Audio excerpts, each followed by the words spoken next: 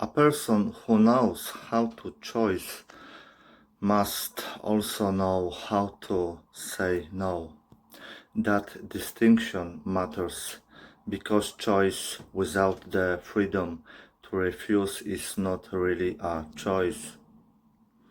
Not every situation requires action. Not every person deserves access to your space. Not every feeling needs to become a relationship. Attraction creates no obligation. Attention creates no depth. And noticing someone does not mean that you owe them your time, your body, or your emotional availability. Safety comes first. Boundaries come first. Your ability to remain yourself comes first. But there is another side to this. Sometimes the situation is safe.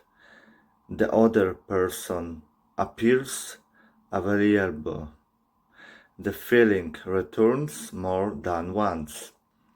Two people notice each other, remain close, exchange looks and repeatedly enter the same space, but neither of them reaches an actual point of contact. At that moment, caution can slowly become avoidance. A person may believe they are protecting themselves while they are actually waiting for the other person to carry the entire risk. We have inherited many social rules about who should make the first move. A man should approach, a woman should wait, one person should lead, the other should respond. But real human connection does not always follow a script. Initiative does not make a woman less feminine. Receiving someone's initiative does not make a man less masculine. The first move is not a declaration of love. It is not surrender. It is not a promise.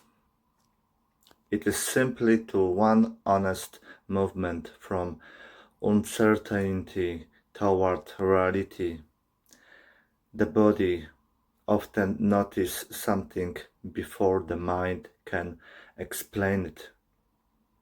Attention changes. Breathing changes. A person becomes more aware of someone's presence, but then the mind begins to speak. What if I misunderstood? What if I am rejected? What if I look foolish? What if the other person does not feel the same? These questions are understandable. They may come from previous rejection, embarrassment, learned social roles, of the fear of being truly seen. But confidence does not mean waiting until fear disappears completely. Confidence means remaining yourself while fear is still present, and making one honest, respectfully movement anyway. That movement can be very small, as simply hello, a natural question, introducing yourself, allowing a conversation to begin without deciding in advance where it must lead. You are not asking another person to define your value. You are not beginning to be chosen. You are not forcing a connection. You are simply allowing reality to answer a question that imagination cannot resolve.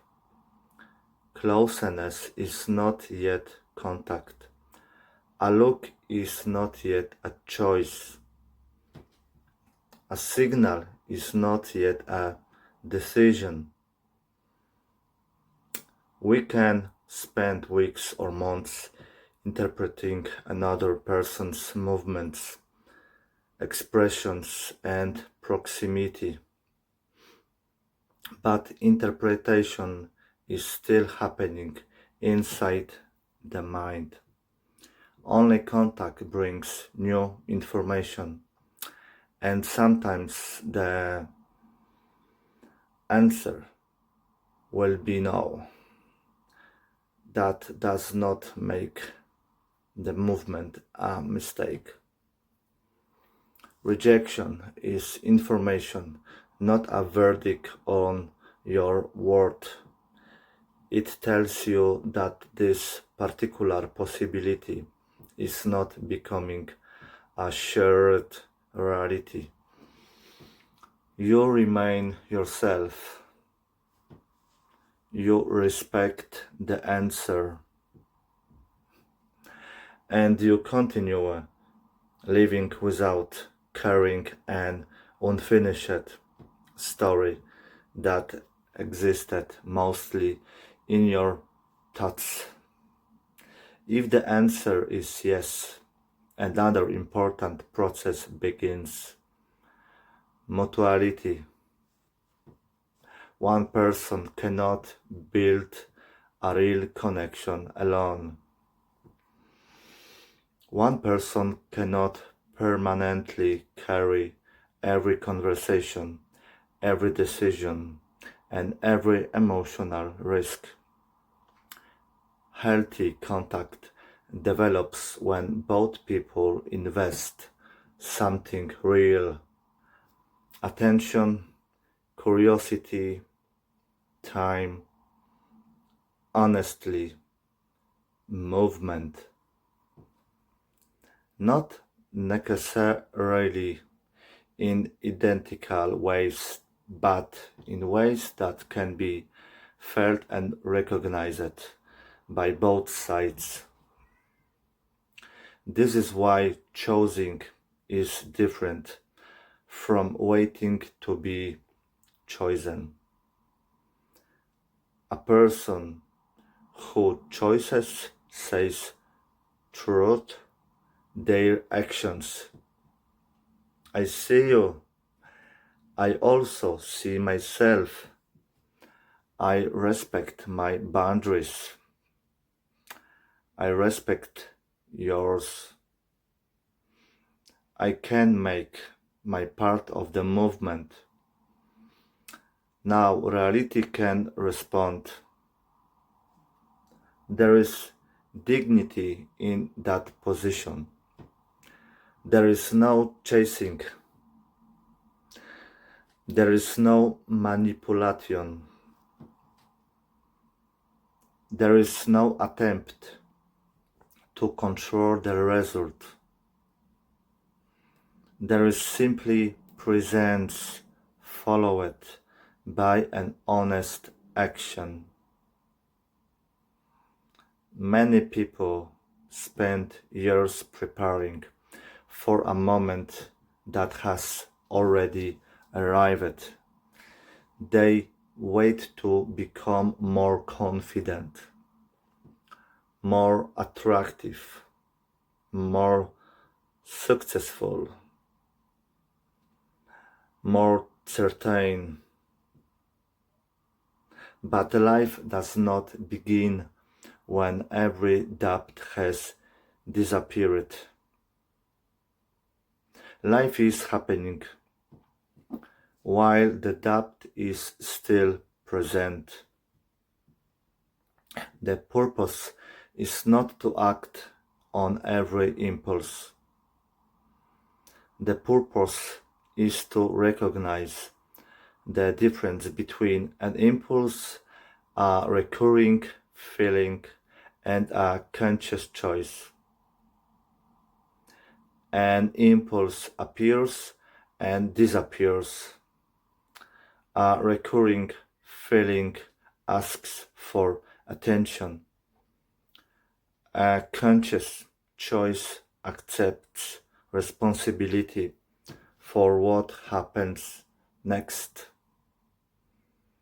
And responsibility also includes accepting the other person's freedom, their freedom to respond, their freedom to hesitate, their freedom to say yes, and their freedom to say no. When a feeling becomes a choice and a choice becomes respectful action, a person stops preparing for life. They begin to experience it